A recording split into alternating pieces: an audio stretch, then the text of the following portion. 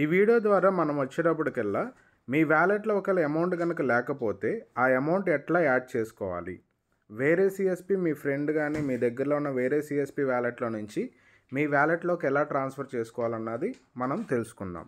మొదటగా మీ CSP code పక్కన 3 lines ఉన్నాయి కదా, ఆ 3 లైన్స్ సెలెక్ట్ చేయండి.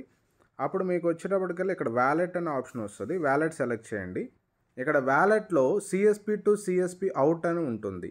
ఈ సిఎస్పి టు సిఎస్పి అవుట్ అన్నది మీరు సెలెక్ట్ చేస్తే అక్కడ వచ్చేటప్పటికల్లా మీకు యూజర్ కోడ్ ఎంటర్ చేయమంటుంది. అక్కడ వచ్చేటప్పటికల్లా మీరు యూజర్ కోడ్ ఎవరైతే మీకు వ్యాలెట్కి ట్రాన్స్ఫర్ చేస్తారో ఆ సిఎస్పి యొక్క యూజర్ కోడ్ అన్నది మీరు ఎంటర్ చేయాలి.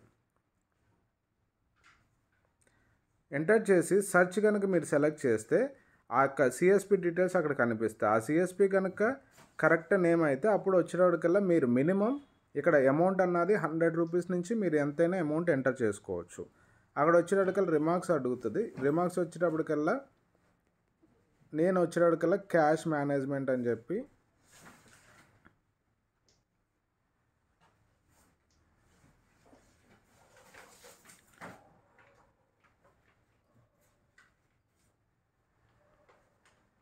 క్యాష్ మేనేజ్మెంట్ సెలెక్ట్ చేశాను.